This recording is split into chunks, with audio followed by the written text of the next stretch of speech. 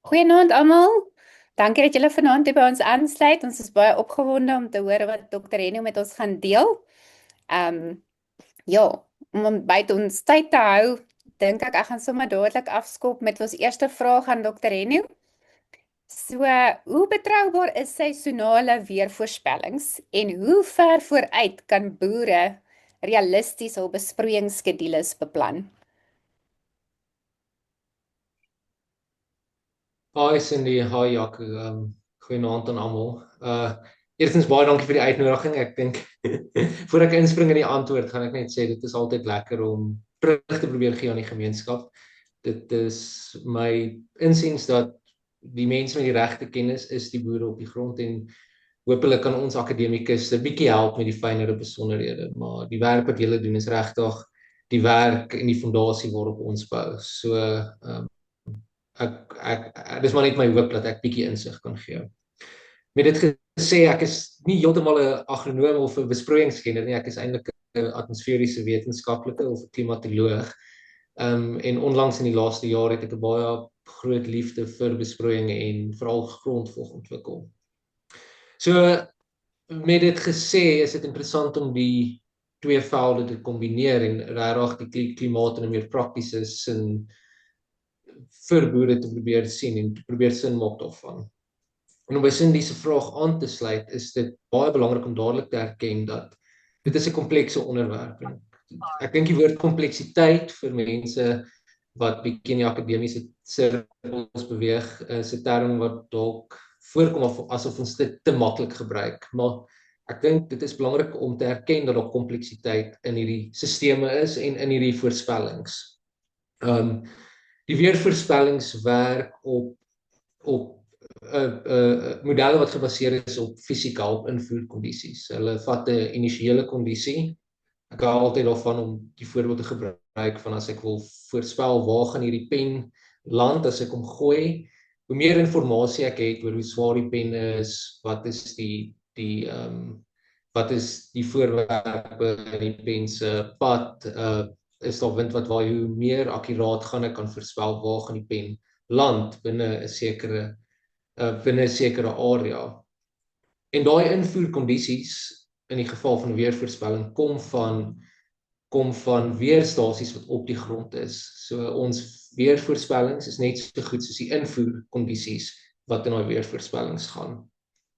En daar is ook sekere goed wat baie makliker is om te voorspel vir hierdie modelle gebaseer op fisika, op fisiese wat is die regte woord? Fisika gebaseerde formules. Byvoorbeeld temperatuur kan ons baie meer akkuraat voorspel as donderstorms. Dis net die aard van die verskynsel wat ons probeer voorspel is baie keer bietjie eenvoudiger, en van dit is baie meer kompleks, byvoorbeeld 'n donderstorm. En dan hang dit ook af van die area waar jy bly.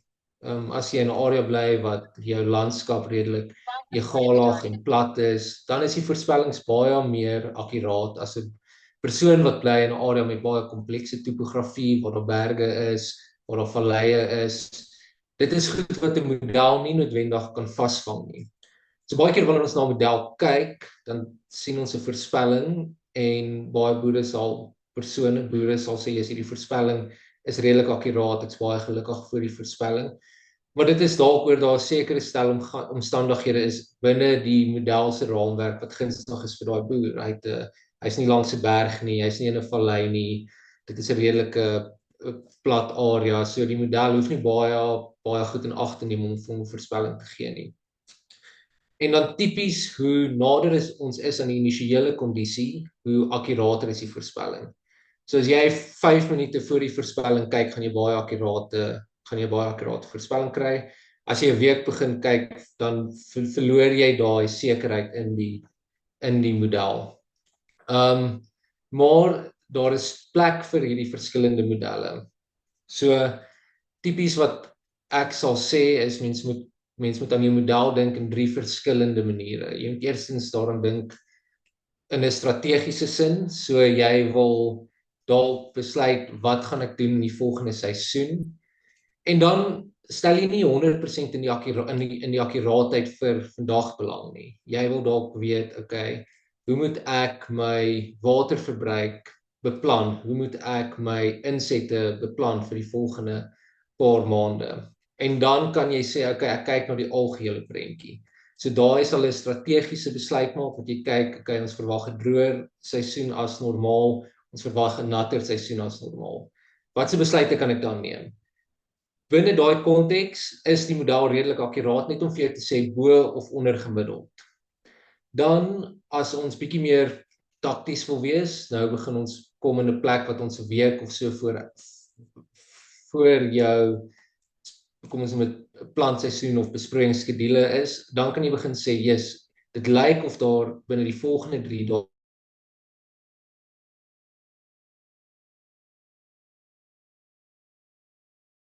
storms voorkom.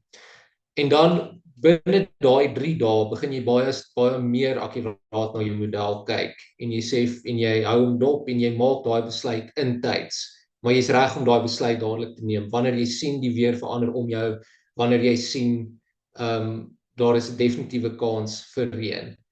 So kyk na die tydskale van jou modelle. Langtermyn is dit goed om te sê bo of onder gemiddeld, nat of droër, so jy kan so daarna kyk en dan kan jy begin al besluite neem.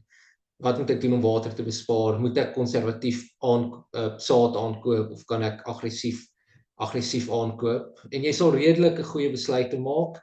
Dan wanneer jy nader kom aan die tyd, so week tot 2 weke vooruit, dan kan jy begin besluit, okay, wat is my besproeiingsdoelwit vir die volgende week of 2?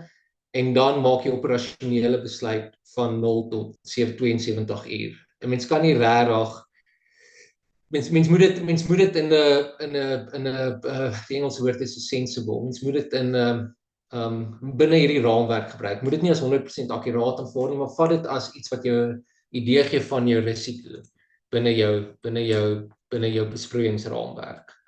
Ek hoop dit maak sin en julle moet asseblief my stop. Ek gaan die chat op dophou as ek dalk 'n bietjie kompleks praat.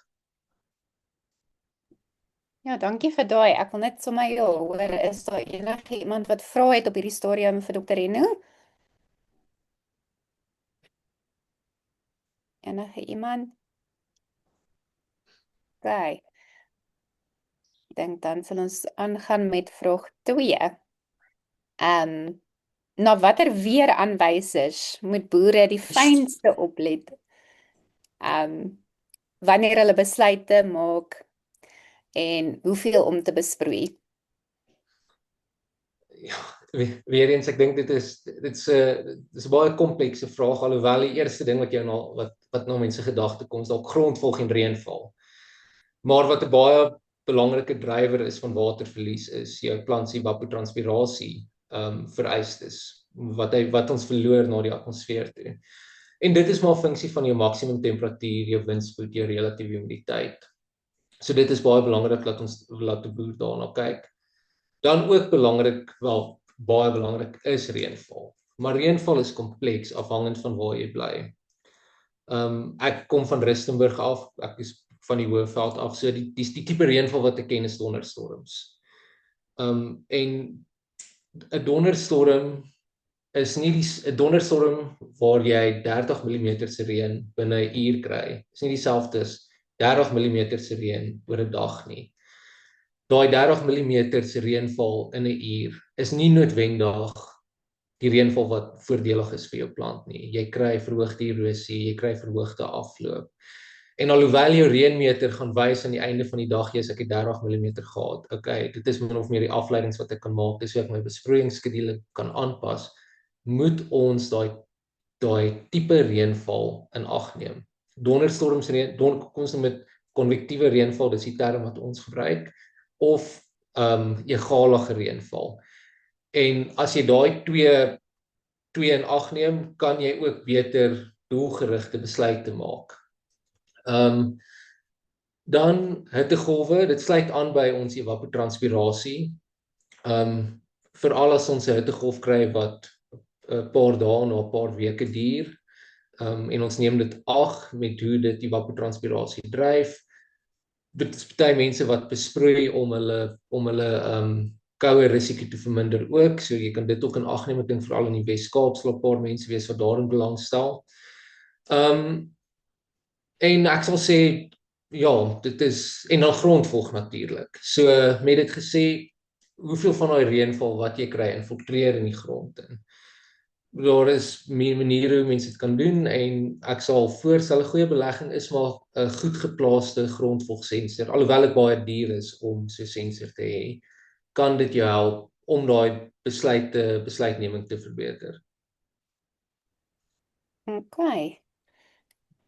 Is daar enigiemand wat nou vrae het vir Dr. Reno? Jaco, wil jy iets sê dalk? Is jy reg? Ek sê is reg, ek by haar derde my stryk vra vir laaste. Ja, okay, 100%. Enigiemand anders? Okay. Goed, nou sal ons aangaan. Dr. Reno, hoe kan korttermyn weervoorspellings geïntegreer word met geoutomatiseerde besproeiing en spulpuntstelsels om watervermorsing te verminder? Ja, ek het nogal 'n bietjie gedink oor hierdie vraag en my onlangse gesprekke met mense in die besproeiingsbedryf was redelik interessant want soos ek sê, ek dink die boere sal beter weet van outomatisering, maar ek dink dat outomatisering kan baie keer dit kompleksiteit vir die boer bring. En dit moet eenvoudig gehou word. Ek dink binne die konteks van wat ons weet van evapotranspirasie, van hittegolwe, van reënval, moet mens die outomatiseringsproses hou op 'n normale skedule, 'n hitteskedule, 'n hoë reënvalskedule. Ek dink 'n dashboard wat meer inligting gee, wat meer data invoer het, is baie keer bietjie kompleks om daai besluitneming vir jou te vereenvoudig. En my verstaan is ook dat die besproeiers nie noodwendig outomatisering, alhoewel hulle dit kan doen, die boere moet nog steeds die knoppie druk op die app, bloot uit 'n risikovermindering vir die besproeier, vir die besproeiingsmaatskappy ook. Hulle om dit heeltemal te outomatiseer is vir hulle risiko, want as daar iets verkeerd gaan, kan hulle verantwoordelik gehou word. Maar natuurlik, ek dink as 'n boer eerstens die sensors op sy plaas het om die monitering te doen, is baie belangrik. Doen die monitering, kyk na daai korttermyn voorspellings tot omtrent 2 dae vooruit. Kyk na die effektiewe reënval. So die effektiewe reënval weer eens sluit aan by watse tipe reënval het ons gehad? Was dit 'n donderstorm 30 mm in 'n uur? Was dit egalige reënval 30 mm oor 'n dag? Die effektiewe reënval is dan die reënval wat regtig ons kan dit sien as effektief was tot die plant se produksie. En wanneer ons daai metings het, wanneer jy 'n bietjie jou grond verstaan, wanneer jy 'n bietjie die kompleksiteit van jou landskap verstaan, dan kan jy moontlik dit gebruik in 'n sinvolle manier. Maar outomatisering is so individueel tot jou land, tot jou reënval, tot jou mikroklimaat. Dit is regtig moeilik om te sê gebruik hierdie XYZ aanbevelings en dit gaan vir almal oor die bank werk. Ek dink maak seker jou monitering is in plek. Maak seker jy is dinamies, net soos die voorspelling dinamies is, hy verander elke paar uur, moet die boer ook dinamies wees en dalk 'n vinger op die outomatisering hou. Okay. Dan volgende, watter algemene foute maak boere wanneer hulle staat maak op historiese reënvalpatrone eerder as huidige klimaatstate? Ja, dit sluit baie aan by die eerste vraag oor die modelle se voorspellings kapasiteit.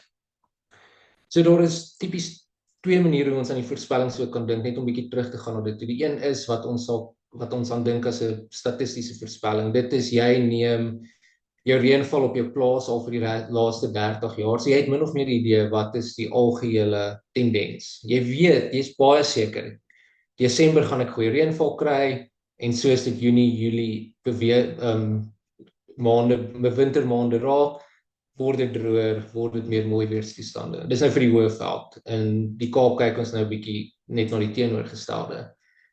So binne daai raamwerk, as jy jou besproeiing beplan, jy beplan jou besluitneming, is daai 'n goeie manier om dit te voorspel. Desember kan ek min of meer my hoogste reën verwag. Maar dan waar die fisika gebaseerde modelle inkom, is binne daai hoë reënvalmaand wat ons nou kyk, daai November, Desember, wanneer jy jou reënval verwag, help dit vir jou om regtig daai spesifieke dae te kry wat ons die reënval gaan kry. So binne die konteks van jou plaas se klimaat, kan jy verwag dat die klimaat gaan nie drasties verander in die volgende, kom ons sê 3 dekades as ons praat van klimaatsverandering nie. Somerreënval gaan nog steeds somerreënval bly.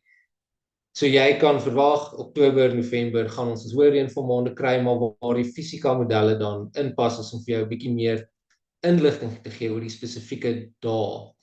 En dit is maar die veranderlikheid van die weer binne daai tendens wat ons kry van hoe die reënval opgaan, maak hy tog so. Baie interessant. En het vir ons 'n vraag gestuur hier in die chat. Sal 'n weerstasie saam met grondvogmeters voorgestel word, neem ek aan. Definitief. So ek sê definitief, maar wat baie belangrik is die plasing van hierdie stasies moet goed deurdink word.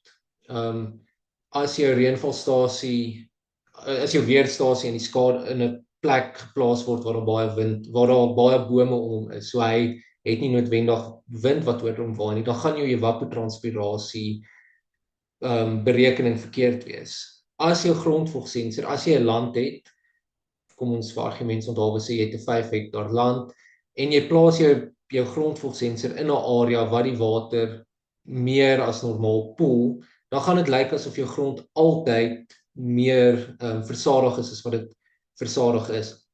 Natuurlik as jy op 'n area plaas wat daar 'n bietjie beter dreinering is, gaan jy dalk dink jou grond is droër as wat dit is. Jy gaan meer besproei as wat nodig is.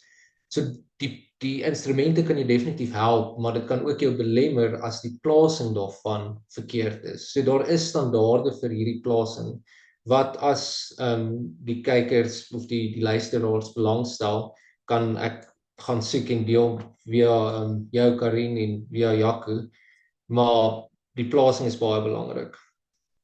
En dan vra Henty, hoeveel grondvogsensors per spalte? Henty, as jy genoeg geld het, sal ek sê plaas een elke vierkante meter. Maar 'n goeie grondvogsensor wat tot 80 cm meet, kos in die orde van 12 tot 20 000 rand. Dit hang maar af wat se bells en whistles jy daar saam mee koop.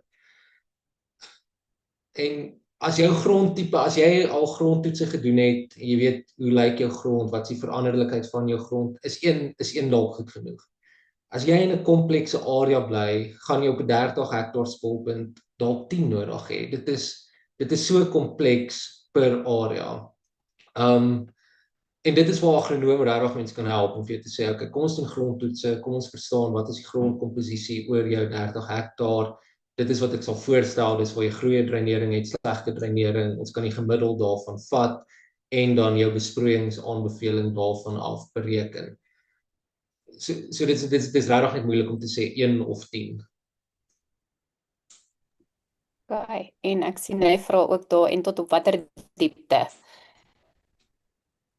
Dit hang af van jou gewasse, maar kom ons sê jy is 'n persoon wat redelik roteer met gewasse, sal ek sê tot en met 50 cm. Ons het grondvogsensors op 10 cm wat baie interessante inligting gee, maar dit hang af van hoeveel geld jy het, wat is jou belangstelling. Mense kan argumenteer dat jy dalk 10 grondvogsensors tot op 10 cm, net vir 10 cm wil hê, maar jy kan dit bekostig en jy kan 'n redelike groot area dan dek, of jy kan belê in 'n baie duur een wat vir jou daai vertikale verspreiding kan gee. Of jy kan kyk na 'n bietjie van 'n kombinasie van die twee. So jy koop 'n paar kom ons noem dit goedkoop 10 cm grondvogsensors en jy het een wat vir jou regtig 'n goeie vertikale profiel gee. So dit hang af van jou spesifieke omstandighede, wat jou gewasse is, wat jou grondtipe is, jou veranderlikheid in die grond. Ja. Ek sien hy sê spesifiek graan hierso. So ek weet nie of daar 'n voorstel is vir dit. Weer eens sal ek sê, ideaal as jy 'n bietjie geld het om te spandeer, sal ek sê tot en met 80 cm, kom ons sê minimum nie. 50 cm sal vir jou baie lekker vertikale profiel gee en dan 'n paar, kom ons noem hulle cheapies wat vir jou 'n kleiner profiel gee. Toe dalk tot en met 20 cm.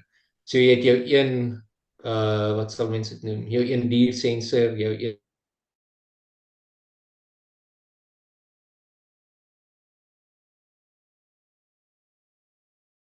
moet grondtoetse doen, jy sal moet iemand jy sal moet 'n grondkundige kry om jou te help met daai verspreiding en die plasing van jou sensor te bepaal.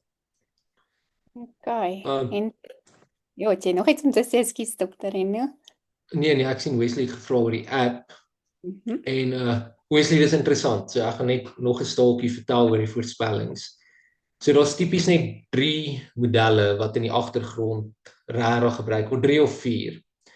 Ons praat van die Amerikaanse model, dit is die GFS model, wat is sy tegniese naam.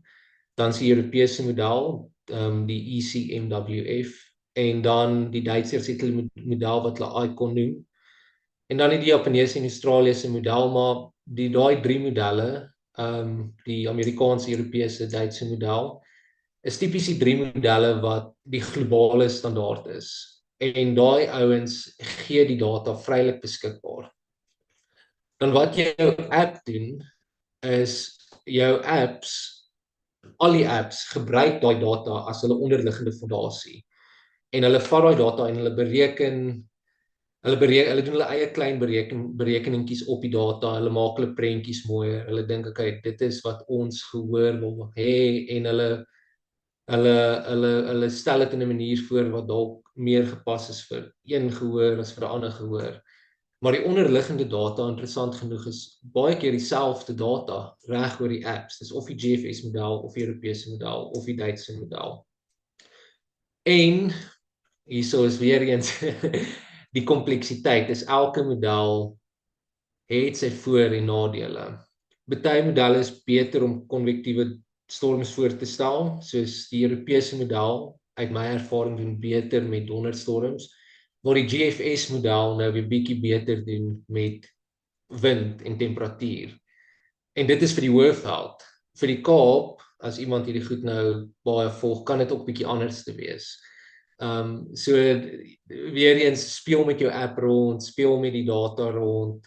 Wanneer dit reën, gaan kyk op die app en dan sê jy, "Yes, okay, die app het dit reg gekry, maak dalk 'n tikboksie." En oor tyd leer mens jou app ken. Jy leer jou die data, die onderliggende data ken. Okay, die Europese model het goed gedoen in Januarie wanneer dit baie warm was. Okay, ek sien die Amerikaanse model het baie goed hierdie winterreënval voorspelling gedoen. So dit is bietjie meer kompleks as net om sê een app is meer akkuraat as 'n ander een. Baie. Wesley, dit jou vraag beantwoord. Andre het ook daar 'n vraag gestuur. Is daar publikasies soos die Oudtydse Groenboek beskikbaar wat die ontwerper kan gebruik vir voorlopige ontwerp vir maksimum besproeiingsbehoeftes? Lisa, ek gaan eerlik wees en sê ek weet nie. Of Andre, ekskuus. Andre gaan eerlik sê ek weet nie. Ek sal 'n bietjie moet gaan kyk of daar opgedateerde manual handleiding is. Ek weet internasionaal is daar 'n paar handleidings. Weereens is baie meer algemeen. Die FAO, die Food Agricultural Organization, hulle het handleidings wat redelik opgedateer is. Maar dit is geskryf vir 'n algemene gehoor en nie spesifiek tot Suid-Afrika nie. So ek weet nie. Okay. Is daar enige iemand wat vra het op hierdie stadium nog? Nou gaan ons aangaan.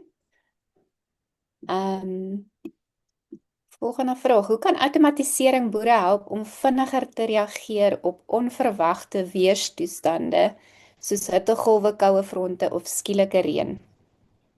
Mm, ek dink dit sluit bietjie aan by die vorige vraag oor outomatisering. So ek dink dit is baie keer wanneer die boer nie op die perseel is om self daai besluitneming te maak nie, kan die outomatisering 'n gaping vul vir 'n baie kort tydperk. Maar binne die konteks van 'n seisoen sou ek nie op outomatisering staat maak nie. Ek dink daai menslike gevoel, die persoon met die boer met die plaaslike kennis, die boer wat die grond voel, die boer wat die grondvogdata kyk, gaan nog steeds belangrik wees om te sê, hey, iets lyk nie reg nie. Dalk is my grondvogsensor gebreek want duidelik is hier 'n poel water en hy sê dit is droog. So ek wil nie outomatisering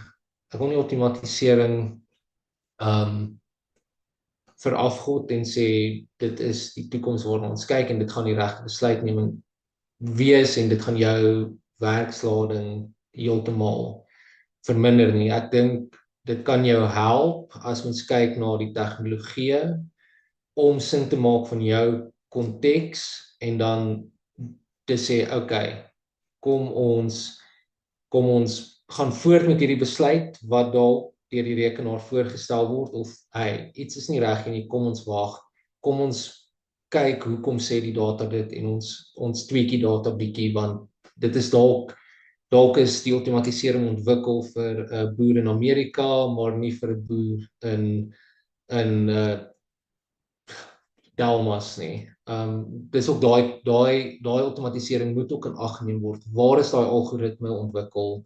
Deur wie is hy ontwikkel? Onder watter omstandighede is hy ontwikkel? En dit is nie noodwendig in Suid-Afrika gedoen nie. Dit is gedoen in 'n land wat als perfek is, wat die grond toestande beter verstaan word. So ja, ek dink dit help jou om bietjie meer sin te maak van die data vinnig, maar dit moet nie jou enigste besluitnemingsproses wees nie. Okay. Wesley vra, skuif die weerpatrone regtig aan soos wat ons dink? Is daar nog Augustuswinde of is dit nou in September byvoorbeeld?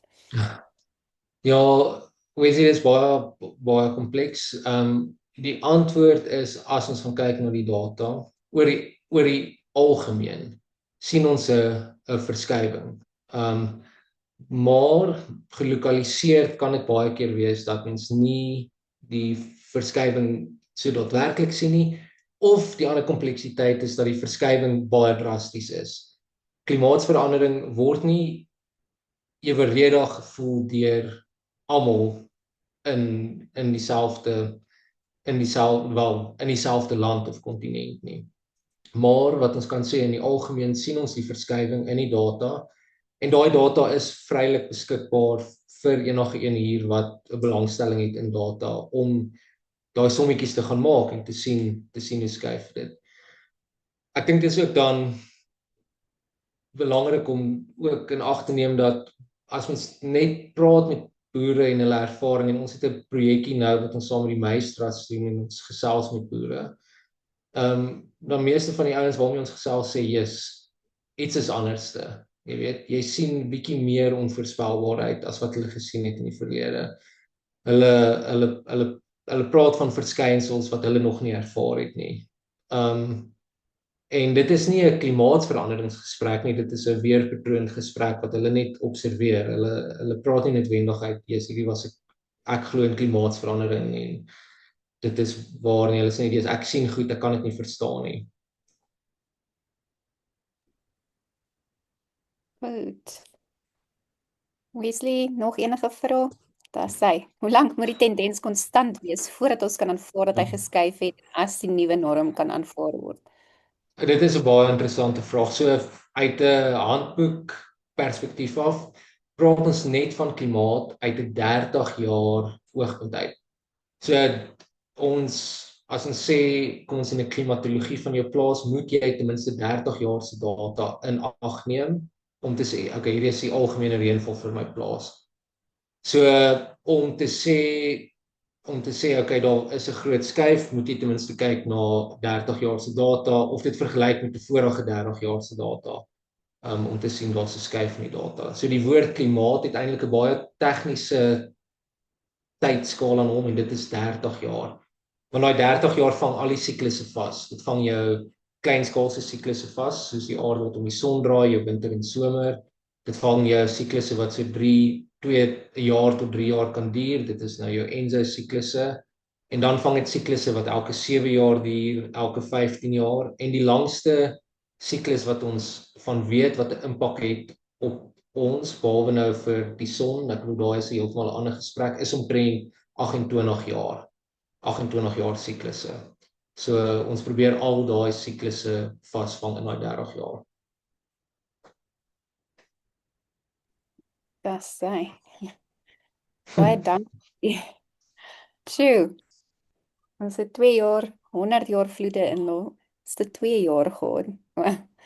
Tjoe, ja. Dis nogals rof geweest lately. Roy, dan gaan ek aan met die volgende vraag. Watter rol speel grondvolgsensors saam met weerdata in slimmer besproeiingsbesluite? Ja, ek dink ons het 'n bietjie aan hom geraak. So grondvolgsensor is baie belangrik, soos ek gesê het, maar die plasing daarvan is kardinaal. So elke boer hierso wat 'n grondvolgsensor wil aankoop of het, maak seker jy plaas hom op die regte plek. Maak seker dis 'n goeie verteenwoordiging. Dit hoef nie perfekte teenwoordiging te wees nie, maar maak seker dis 'n goeie verteenwoordiging van jou land. As jy weet jou grond is nie uniform oor jou 30 hektaar nie, dan moet jy 'n grondkundige kry om jou te help met daai besluit. Plaas jy dit op die grond wat die beste dreineer, die grond wat die slegste dreineer. Daai is baie komplekse besluite. So grondvolgsensor baie belangrik, weerstasie baie belangrik, die plasing daarvan die belangrikste. Anderste gaan daai data jou net van die wal af in die sloot help. Wonderlik.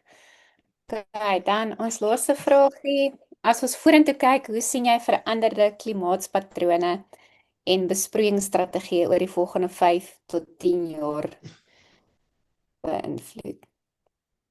Ja, dit is 'n baie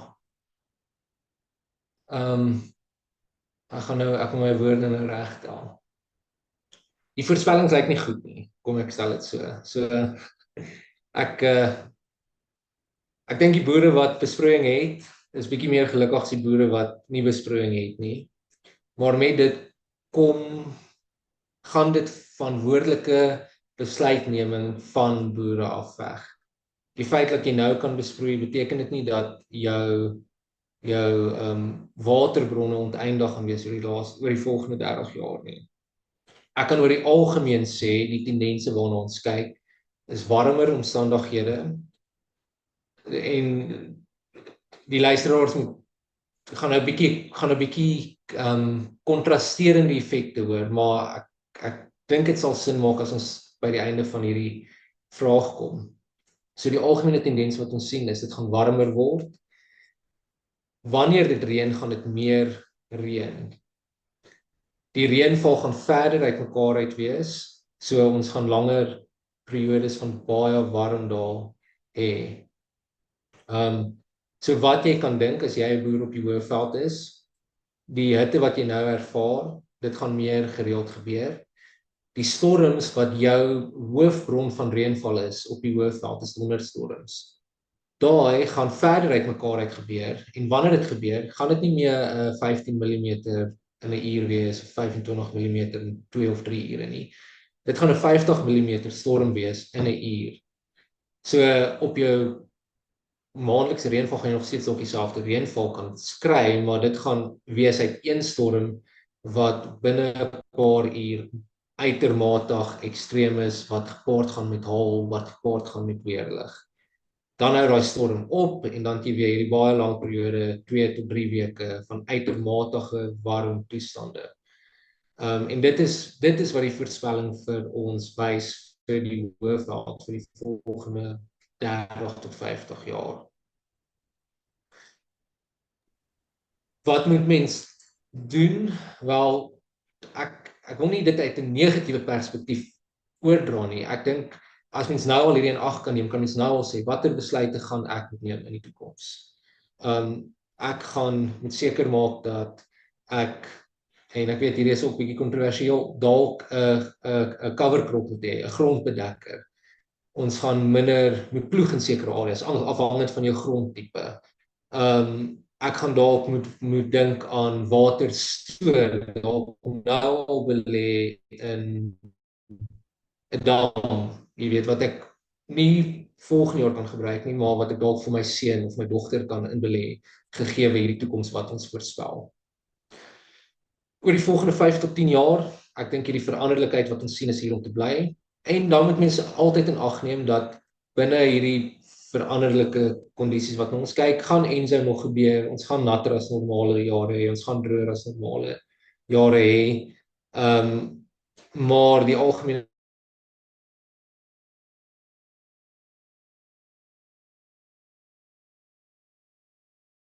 wanneer dit warm is en baie meer ekstreme reënval wanneer dit reën. Dit is nou spesifiek vir die Hoëveld. Die Weskaap gaan dit dalk bietjie anders te wees, maar ek praat maar nou net vir die Hoëveld en dalk vir die noorde. Goed. Ek sien Albertus vra, sou jy sê die laaste 30 jaar se geskiedenis is werklik anders as dit wat ons tans ervaar ten opsigte van weerpatrone? Um my vinnige antwoord is ja. Veral as ons kyk na die verspreiding van reënval gebeurtenisse, so individuele donderstorms byvoorbeeld, ons sien dat hulle nie meer so gereeld gebeur as ons na die data kyk nie.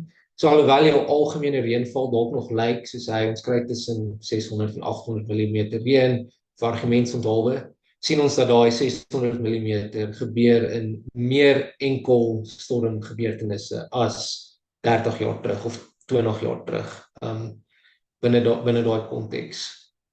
En dan sien ons ook, net interessant, ons sien ook dat selfs binne El Niño wat gewoonlik of La Niña wat bietjie koeler is met meer reënval, sien ons ook 'n verandering dat La Niña bietjie warmer word en daar's ook 'n verskywing in dit. Natuurlik is hierdie baie kompleks, dis baie weer eens gelokaliseer, dit verskil van area tot area. Die ouens op die Ooskus teen KwaZulu-Natal, ek bedoel ons weet hulle sukkel deesdae baie met hierdie ekstreme reënval gebeurtenisse. So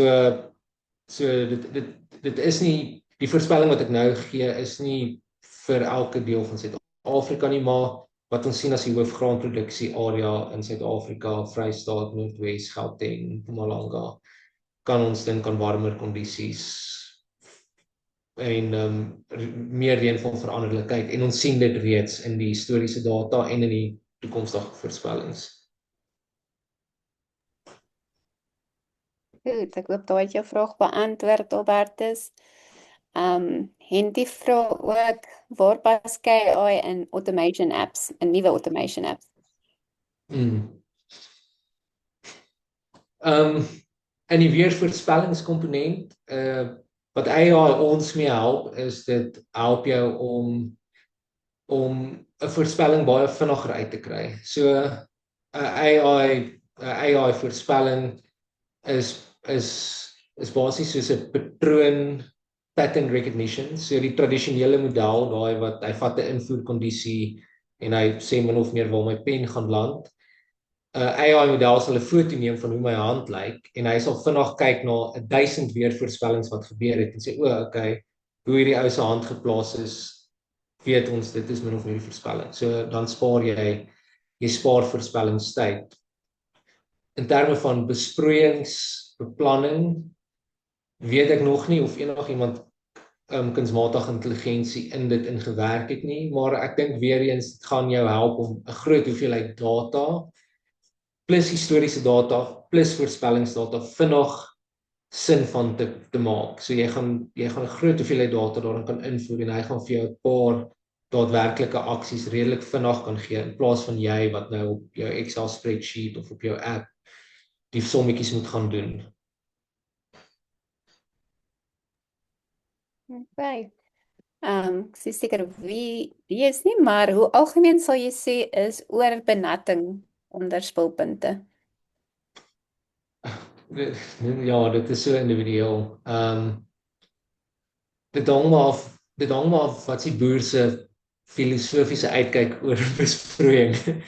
Ek dink daar's ouens wat in die oggend 7 uur wakker word en wel 7 uur, 5 uur wakker word en die spulpunt gaan aan en dit is maar net die metode wat hy volg en daar's niks verkeerd daarmee nie, dit werk. En dan is daar ouens wat meer data gedryf is en jy weet al twee gevalle kan vir jou dalk lei tot oorbenutting of onderbesproeiing, maar hoe algemeen dit is, ja, as jy tydens 'n reënval, tydens 'n La Niña, tydens 'n reënval gebeurtenis besproei, dan kan jy verseker wees dis oorbenut. En dan moet mens aanpasbaar wees. Jy moet sê, okay, jy weet dit reën, kom ek sit die ding af. Ek beweeg bietjie weg van my 7 uur, 5 uur die oggend elke oggend sit ek hom af. Maar dit is so moeilik om te sê. Ek het nie 'n antwoord nie. Ek kan nie nou net, maar ek het nie 'n antwoord nie. Weet nie, ja, goed, jy het wat jy daar wou byvoeg. Ek dink deesdae die boere is redelik op het deesdae insette het so duur geword. Water vir al die kanaalskemas wat hulle voorbetaal, waterregte uit riviere het so duur geword. Hulle moet elke hektaar op hulle plaas dit volle benut. Daar's nie meer plek om te mors nie. En dit kos geld. So die ouens dink ek boer redelik effektief. Ons aan die besproeiingskant of die verkoop en ontwerpe kant sit baie klem op goeie spuitpakkette, pakkette wat reg uitgewerk is, doelgerig vir jou tipe bewerkingsmetodes in jou grond, doelgerig vir jou plante. So ons probeer die ouens help om by die regte pakket uit te kom om dit uit te sny. En ek dink die ouens het meer tegnologie, weerstasies, grondvogmeters, al die goed om dit vir hulle te help beter bestuur. So in ons area waar ons werk, sien ons dit nie bitter baie nie. Ek stem saam Dr. Henry, daar sal seker geïsoleerde gevalle wees, maar ek dink deesdae doen die boere baie goeie werk om effektief te boer, want daar's nie meer plek vir oneffektiwiteit nie. Krag is duur. Daai water wat by ons spulpunt uitkom is gepomp. Krag is duur, insette is duur, kunsmis is duur. As jy oorbenut, loog jou kunsmis, jy maak klomp ander probleme. So die boere besef dit en hulle werk effektief. So ek dink nie dis so algemeen meer nie. Ek dink die ouens bestuur dit redelik goed. Dankie, Jaco. En Wesley vra, dink Dr. Reno, hier is vir jou, dink dokter aangeplante gewasse pas aan by nuwe weerspatrone? Ja, dit is 'n interessante vraag. Ek dink die groot saadmaatskappye is bewus van die verandering wat plaasvind en hulle ontwikkel die kultivars met hierdie veranderende toestande in ag geneem. So ek bedoel om 'n kultivar te kies is ook so 'n komplekse vraag, maar daar kan jy ook kyk na, hey, wat is my Enso voorspelling? Okay, dit is 'n El Niño, La Niña, hulle voorspel hoë reënval al klaar in Oktober, November en dan kan jy jou kultivar besluit maak.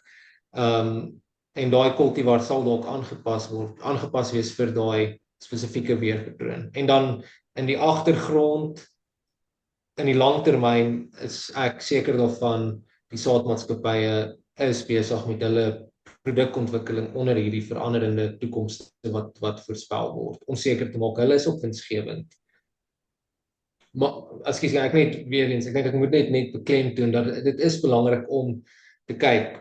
As jy in Julie al kan kyk wat is die Enso voorspelling vir Oktober, November plant, dan kan jy beter besluit om maak Augustus, September oor jou aankope. As jy dan in daai week wanneer jy plant, dan kyk na jou app, kan jy beter besluit maak. So sien dit as voorspellings op 'n tydskaal. Wat is ons seisonale wat is ons Enso voorspelling, sal ek altyd eers na kyk. En dan sal ek tweedens kyk, okay, van 14 dae voor ek my aksie wil neem, kom ons sê dit is plant of stroop, dan sal ek begin na die apps kyk. En dan sal ek regtig binne 72 uur raamwerk regtig soos op high alert wees om 'n daadwerklike besluit vinnig te neem. Maar dan is jy reeds voorberei. Jy word nie onkant gevang met 'n besluit as jy kyk na die groter prentjie van 'n voorspellingsraamwerk nie. Goed, en dan het hy ook gevra hoe ekonomies is die totale implementering van weerdata monitering in algemene boerderypraktyke? Ja, dit is weer eens 'n vraag van hoe baie, wat is jou filosofie oor data en en die gebruik daarvan. Ek het al met boere gesels wat sê kom 1 November plant ek, maak nie saak wat voor dit gebeur het nie, maak nie saak wat na dit gaan gebeur nie. Maar ek dink daar is daadwerklik 'n plek vir die weerstasie om van daai besluitnemings van jou weg te vat om ekonomiese waarde toe te voeg. Op 'n klein skaal weet ek nie wat is die ekonomiese waarde nie, maar op 'n groot skaal in Amerika is al studies gedoen en in areas wat weerdata goed bestuur word en vrylik aan boere beskikbaar gestel word, sien hulle oor $1 biljoen US dollar return, ekskuus my Afrikaans is deesdae so sleg. Return on investment, Karina help my hier. Opbrengs op jou belegging. Sien hulle meer as $1 biljoen opbrengs in daai belegging in weerstasies oor 'n 5 jaar periode. So dit is boere wat beter besluite geneem het oor dit het 25 mm gereën, kom ek plant. Dit is boere wat dalk sê, okay, jy weet, my grondvog is nie reg nie, kom ons wag nog 'n bietjie. Boere wat sê, okay, jy weet, ek gaan nie nou stroop nie want binne 'n uur kom daar 'n reënval gebeurtenis of binne 'n uur kom daar 'n reënval gebeurtenis, ek moet dit nou doen. En dit het dalk daadwerklike 'n voordeel vir boere in Oklahoma gewys. Dit is nou 'n bietjie op 'n groter skaal, maar dit is individuele boere wat bydra tot daai totale waarde van weerstasies en weerdata. Dankie vir daardie. Nou ja, ek het my laaste vraag gevra, maar ja, ek stel dit oop aan almal vir wie nog dalk 'n vraag het aan Dr. Henno of Jaco, selfs jy as jy wil invul en ook iets graag wil sê. Dr. Henno, so dis dalk nou meer 'n langtermyn toekomstige vraag. Maar hy het al baie gewonder, kyk, die mense raak meer, energie is is baie beperk. Sonkrag raak meer, ons sien Eskom so groot 100 megawatt Redstone, daai CSP van hulle, as jy oor Johannesburg vlieg, amper elke dak het al sonkrag op. Oos-Kaap is vol windturbines. Ek kom van Heilbron af en my pa se area is nou 3 torings al 'n navorsing doen om te kyk of hulle daar kan windturbines opsit. Al hierdie menslike veranderinge, windturbines, sonpanele wat ek neem aan UV-strale als weer kaats in 'n sekere mate oor 'n lang termyn, 100 jaar van nou, wat gaan die effek wees van al hierdie mensgemaakte goed op ons weerpatrone, of is daar nie effek nie? Waar ek onnodig? Nee, jy worry glad nie. So net vir die luisteraars, my PhD was aanvanklik in 'n veld wat ons noem wolkmikrofisika. En wolkmikrofisika gaan also die stofdeeltjies binne wolke wat 'n druppeltjie opvorm en dan reën dit. En dit was spesifiek om te kyk hoe mense die stofdeeltjies in wolke beïnvloed deur besoedeling, deur stof wat ons kunsmatig vrystel. Spesifiek op donderstorms in die Hoëveld. En ons weet dat ons het 'n daadwerklike impak uit my navorsing uit op 'n wolk se samestelling. Die punt is, om by jou aan te sluit, is dat alles wat ons doen op die grond, insluitend besproeiing, die kunsmatige toevoeging van vog op die grond in die atmosfeer, het 'n impak op die plaaslike en dan op die regional, die groter, kom ons noem die districts of provinsiale klimaat. So sonkrag, windturbines, mense wat die oppervlakte verander, dit het al se impak. Daar's studies wat nou uitkom wat wys hoe hulle in China met hulle noem dit hulle green belt, wat hulle nou oor 1 miljoen of biljoen bome geplant het, die hele reënvalpatroon van die hele streek verander het. Ek bedoel, heeltemal van woestynagtige gebied tot 'n gebied met redelike hoë reënval oor 'n seisoen verander het, net deur bome wat grondvog uit die grond uittrek, aan die atmosfeer en vrystel. Selfde met wind wat verander word deur windturbines, selfde met die albedo, die hoeveelheid sonstraling wat terug in die of hitte wat terug in die atmosfeer ingaan deur kunsmatige oppervlakte. En dan ook die wind, die turbines, die kragturbines, of die koorstene van Eskom wat stofdeeltjies in die atmosfeer en vrystel wat dan ook die wolkmikrofisika beïnvloed. So alles wat ons doen het 'n impak op die klimaat van 'n mikroskaal. Jy wat jou tuin maak en 'n boompie plant en 'n skaduwee maak, jy verander die klimaat om jou area tot mielies plant en besproeiing toepas.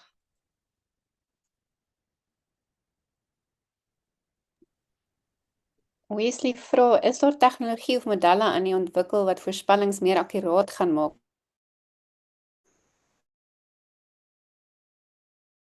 Soos ons die fisika van die atmosfeer beter verstaan, implementeer ons dit in die modelle in en dan kry jy die klein veranderingkies wat die modelle beter maak.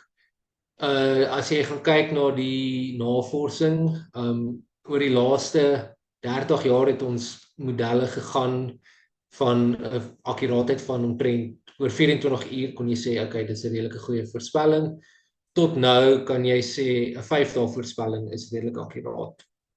Die kompleksiteit daarvan, en dink weer aan die initiële kondisieprobleem, is die modelle is akkurater in die noordelike halfrond waar daar goeie weerstasies is wat goed onderhou word, as in die suidelike halfrond, as in Suid-Afrika, of eintlik Suid-Afrika is redelik goed. In Afrika waar daar een weerstasie is in 'n hele streek wat vir jou 'n initiële kondisie gee. So die ontwikkeling is aanhoudend aan die gang. Ons baie mense slimmer as ek besig met dit. Maar dan die enigste ding wat regtig ons modelle beter kan maak is meer en beter invoerkondisies van goeie, goed gekalibreerde weerstasies af.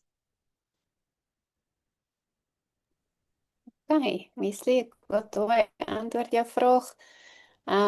Is daar enigiemand anders wat graag vir Dr. Reno iets wil vra?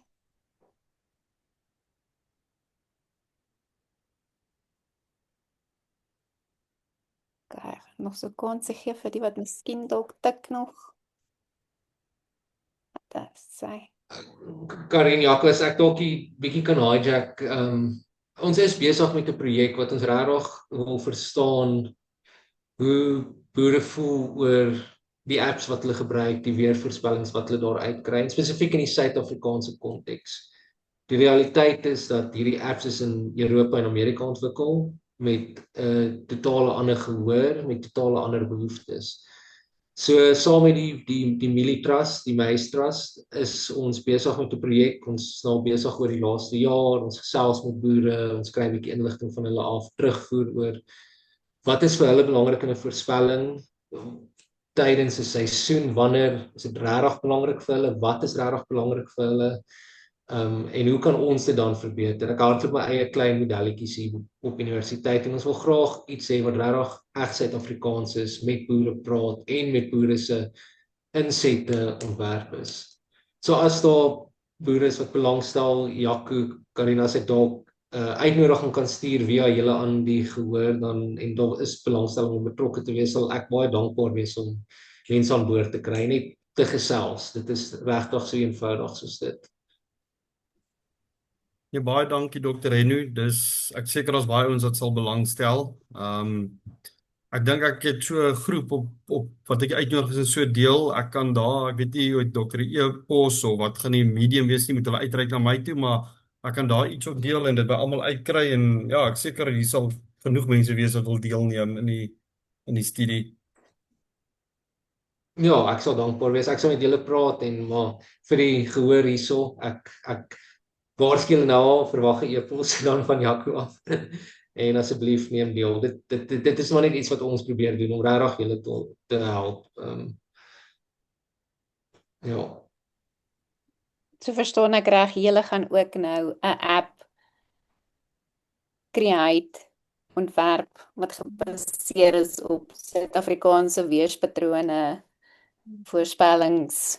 Ekskuus, hierdie is ja, my kennis oor hierdie afdeling is maar min, maar ja, dit sal interessant wees om te Ek dink in die behoort. langtermyn sal ons geïnteresseerd wees daarin, maar ek dink dit is ook belangrik vir ons om hierdie navorsing te doen vir 'n organisasie soos dalk 'n private organisasie soos Senwes of NWK of wie ook al OVK om hierdie data dan te gebruik. Ons publiseer die data, ons sê jy's boere stel belang in produkte tydens plantseisoen en dit moet reënval wees. En dan kan daai ons gaan en hulle kan daai navorsings verder vat. Maar ek sê besigheidsman nie, ek kan dalk ek speel rond, ek publiseer die data, ek vra die interessante vrae en die hoop is dat iemand met bietjie meer business savvy as ek daai idee dalk kan verder vat en dalk 'n app maak of dalk net op 'n seminaar 'n weeklikse kaart voorstel wat meer met die boere praat as 'n komplekse kaart wat sê daar is 'n 5% kans van reënval en niemand weet eers wat daai persentasie beteken nie en elke het 'n verskillende interpretasie daarvan. Okay, goed. Sy, dankie vir jou, dankie vir jou tyd, dat jy bereid was om met ons te deel. Dankie vir almal wat deelgeneem het. Ons waardeer julle. Dink ons hart is regtig om net 'n gemeenskap van boere te stig wat ja, net kan lekker gesels oor besproeiing en ja, probleme, uitdagings kan deel en saam kan ons oplossings vind daarvoor. Maar voor ons dan nou heeltemal afsluit, ek sien net die vra dokter, sal jy intap op bestaande apps? Ja, net om die laaste antwoord is ja, ons sal ons wanneer ons met jou gesels, dan praat ons oor die bestaande apps en dit is half die fondasie waarop die produkte gebou is. So ons probeer verstaan wat is die huidige konteks wat jy dit gebruik en dan van daar af kyk ons hoe kan ons dit verbeter. Okay. Baie dankie Dr. Henno. Ons waardeer al jou tyd en jou insig. Dankie Ek julle. sien As jy julle kon nog 'n vraag. kom kyk. Ekskuus voor ons afsluit. Fransjo vra, wat is die moontlikheid dat as 'n mens werk op daardie weersensors, kyk na iets wat die krag kan breek as daar 'n swaar weerlig is vir beskerming op spulpunte. So as ek reg verstaan, hy wil basies 'n sensor hê wat kyk na die voorspelling of so, beskryf baie keer skade veral op die meer geautomatiseerde panele waar hy die beheerpaneeltjies stik en slaan of so. So hy bedoel dalk 'n tipe van 'n contactor wat kan oopmaak en jou spulpunt isoleer van die kragnetwerk om skade te vermy. Ja, dit gaan 'n redelike maklike oefening wees, maar die sensor is duur. Weerligsensors is redelik duur vir al die akkurate sensors. So en jy kan dink aan 'n sensor wat by 'n golfbaan of 'n sportveld is. Dis maar net 'n relay wat die alarm aansit. So jy kan presies dieselfde doen vir enige elektroniese toestel. So sodra daai alarm sou afgaan, jy stel 'n radius 15 km en dan in plaas van 'n alarm is dit maar net 'n relay wat dalk iets disconnect op 'n bord. So dit is 100% moontlik. Mens sal net 'n duur sensor moet koop en dan 'n ou kry wat bietjie elektronika verstaan om die switches reg op te stel. Dankie Fransjo, dis eintlik 'n oulike idee. Baie dankie Dr. Henno. Ons waardeer jou inset en jou tyd. Ek sal graag as dokter wil jou e-posadres met julle deel. Ek sal ook 'n e-pos uitstuur en enige kommunikasie wat terugkom weer aanstuur. En ek hoop as genoeg ouens wat wil deelneem aan die studie. Ek dink julle is besig met goeie werk om dit vir die boere en vir ons en vir almal makliker te maak. So ek hoop regtig as genoeg ondersteuning. So ek tik gou in die chat. Ek het nou 'n e-pos en sommer my selfoonnommer op daar. Ek hou nie nou altyd daarvan om 'n voorspelling te gee nie, maar jy weet ek kan 'n bietjie raad gee, 'n bietjie insig gee. Ek is ook meeste van die tyd verkeerd, so ek gee daai ek gee maar net daai waarskuwing uit. As dit nie ek spot altyd as dit 2 km wegreën, dan is die ouens kwaad vir jou want dit reën nie hier waar hy staan nie. So maar bel gerus. Ek probeer altyd help waar kan. Ek sien Albertus se boodskap daar, Dr. Henno, SABIE is die Suid-Afrikaanse Besproeiingsinstituut. Ons het klomp verskillende takke waar ons elke kwartaal 'n vergadering aanbied. So dalk kan ek weer op dokter se knoppie druk een van die tyd, dan ry ons saam Pretoria toe vir 'n SABIE takvergadering. Dankie, baie Ja, dankie enige Dr. tyd. Renu. Ons waardeer jou tyd, ons waardeer al die moeite. As daar enige kommunikasie is, sal ek dit deurstuur. Baie dankie vir almal wat ingeskakel het. Ons gaan binnekort weer so maak, dan gesels ons oor grondmonsters, grondtipes en vogsensors. So ek hoop dit beloof ook om interessant te wees. Baie dankie almal en lekker aand verder. Bye.